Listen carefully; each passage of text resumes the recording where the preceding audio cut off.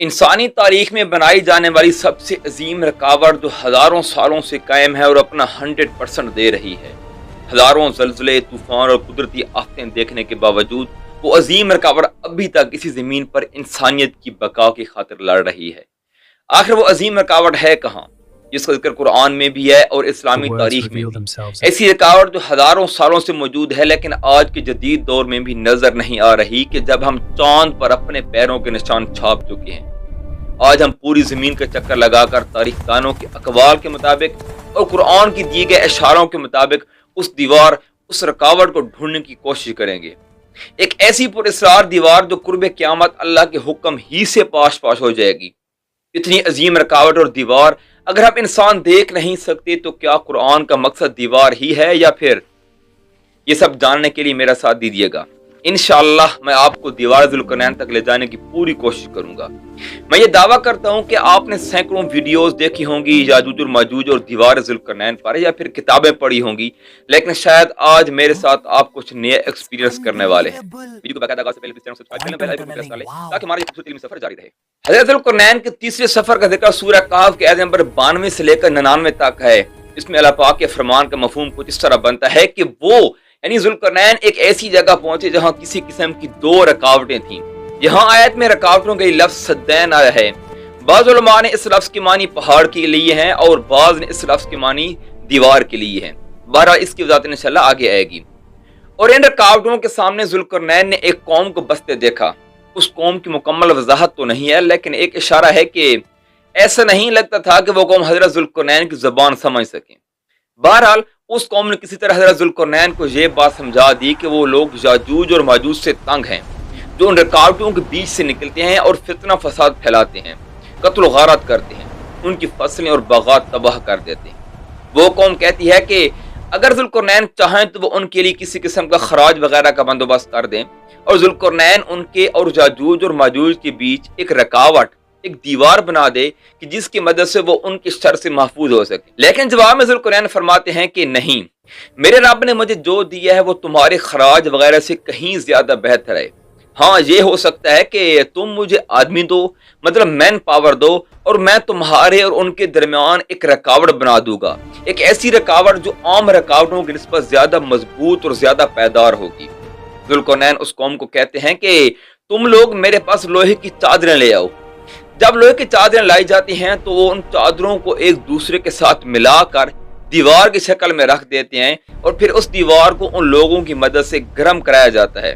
اس حد تک گرم کیا جاتا ہے کہ وہ لوہے کی چادریں ایک دوسرے کے ساتھ چپک جاتی ہیں، اور جب وہ چپک جاتی ہیں تو ان کے اوپر پگھلا ہوا تانبا ڈال دیا جاتا ہے۔ سورہ کہف کی آیت نمبر 97 کے مطابق اس رکاوٹ کو یاجوج اور ماجوج نہ تو پھلانگ سکیں گے اور نہ ہی اس میں نقب لگا سکیں گے۔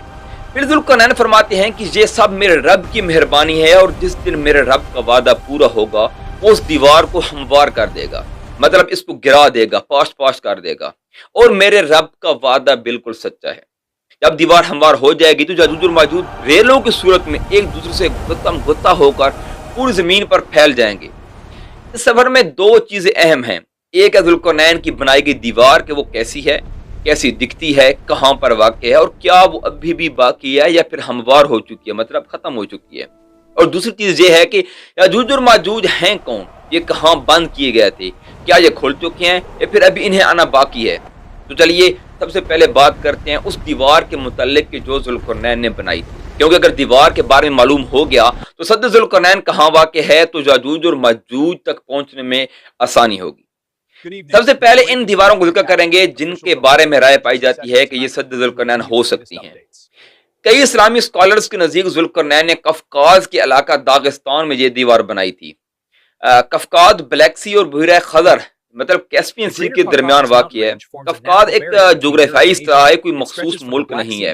یہ علاقہ روس، جارجیا، آرمینیا اور آذربائیجان کے کئی علاقوں پر پھیلا ہوا ہے، اور اس میں نہایت بلند و بالا پہاڑ واقع ہیں جن میں انتہائی تنگ دریں ہیں، اور ان دروں میں سے کوئی بڑی فوج گزر کر حملہ نہیں کر سکتی۔ لیکن کئی جگہیں ایسی ہیں کہ جہاں پہاڑ زیادہ بلند نہیں ہیں اور وہاں راستے بھی کافی وسیع ہیں۔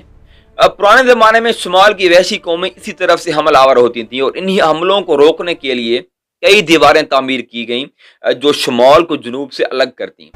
यहाँ कई मशहूर पासवेज मतलब ऐसे रास्ते हैं जो पहाड़ों के दरमियान वाक़ हों, उन्हें दरा कहा जाता है। जिस दरा को सद जुल्करनैन के साथ एसोसिएट किया जाता है उसका नाम दरा दरयाल है। इस दरा में एक दीवार की तरह बैरियर के आसार मिले हैं, एक चट्टानों से बनी मजबूत दीवार जिसको इस्तारी मानों में लोहे की दीवार भी कहा जाता था, एक नाकाबिले अबूर और नाकाबिले तस्खीर दीवार।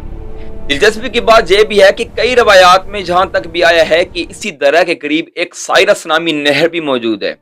साइरस को यूनानी जबान में कोरोश कहते हैं। आर्मीनिया की कदीम रवायात और इस दीवार को भागोराई के नाम से जाना जाता है और इस लफ्ज के मानी है दरा कोरोश या मुअब्बर कोरोश, यानी कोरोश की अबूर करने की जगह।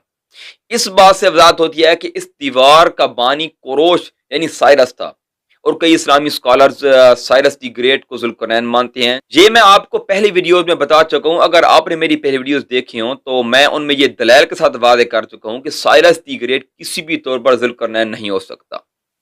खैर, दरा दरयाल की दीवार कब और किसने बनाई इसके बारे में कोई ऑथेंटिक सोर्स नहीं है। बहरहाल कई मुसलमान तारीखदानों के मुताबिक कफकाज के इलाके में बनाई गई दीवार ही सद जुल्करनैन है और इस कफकाज का इलाका ब्लैक सी और भूरे खज़ा के दरमियान वाक़ है।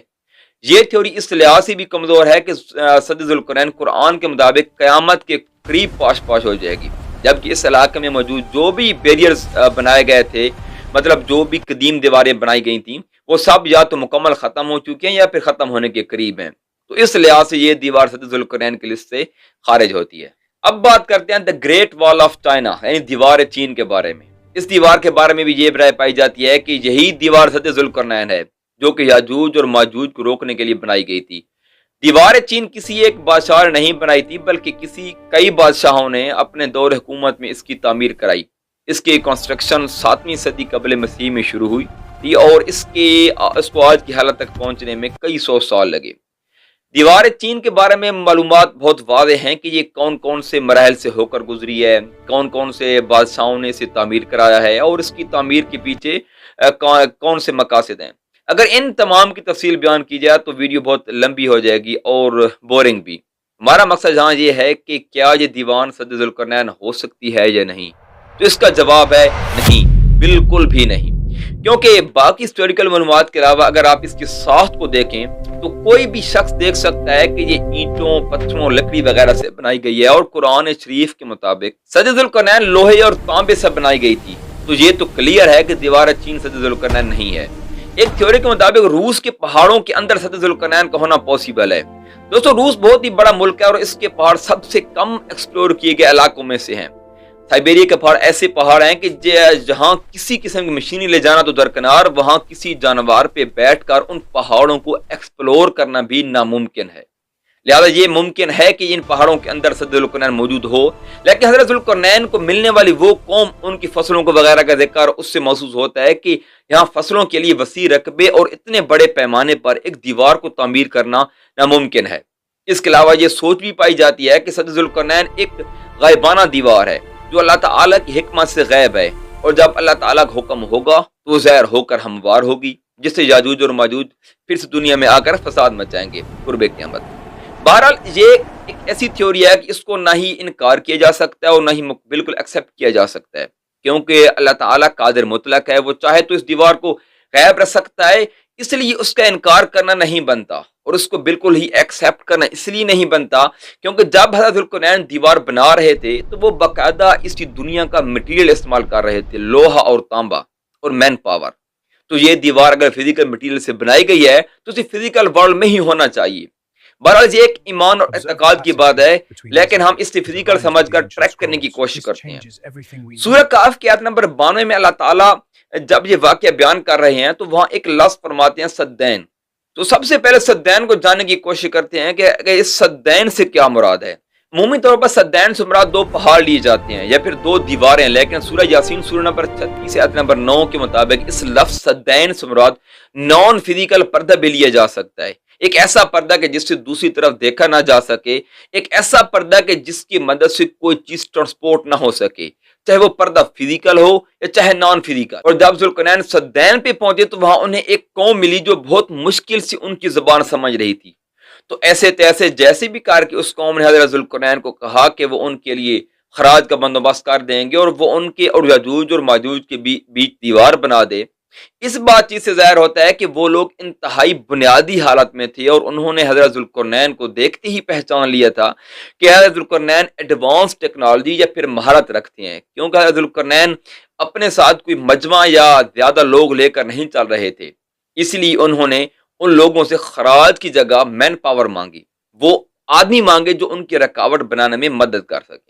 دوستو کیا آپ نے غور کیا ہے کہ ذوالقرنین کے پہلے سفر میں وہ قوم جو سورج غروب ہونے کے مقام پہ ملی تھی، جن کا سورج مر رہا تھا، اور دوسرا سفر جس میں سورج طلوع ہو رہا تھا اور ان کے سورج کے بیچ کسی قسم کی اوٹ اور رکاوٹ نہیں تھی، کسی قسم کا پردہ نہیں تھا، ان دونوں قوموں نے حضرت ذوالقرنین سے مدد کی اپیل نہیں کی، لیکن اس تیسرے سفر میں جیسے ذوالقرنین تیسری قوم پہ پہنچتے ہیں تو تیسری قوم نے فوراً ہی مدد کی اپیل کر دی۔ اس سے ایک بات تو واضح ہوتی ہے کہ ذوالقرنین کا تیسرا سفر کسی اور سیارے، بلیک ہول یا پھر نبیولا میں نہیں بلکہ اپنی زمین پر ہی تھا، اپنے وقت کی ریئل ٹائم میں، اور تیسری قوم انسان تھے جو انسانی فطرت کے مطابق معاوضہ دے کر مدد حاصل کرنا چاہ رہے تھے۔ اسی ویڈیو کے شروع میں ہم یہ دیکھ چکے ہیں کہ زمین پر کوئی ایسی دیوار یا بیئر نظر نہیں آ رہا جو صد ذوالقرنین ہو سکتا ہے، لیکن قرآن کے اشاروں کے مطابق حضرت ذوالقرنین کا تیسرا سفر زمین پر ہی تھا، تو وہ جگہ کون سی تھی اور ہمیں آج تک نظر کیوں نہیں آ رہی؟ آئیے یہ سب جانیں گے انشاءاللہ اگلی ویڈیو میں۔ اللہ حافظ۔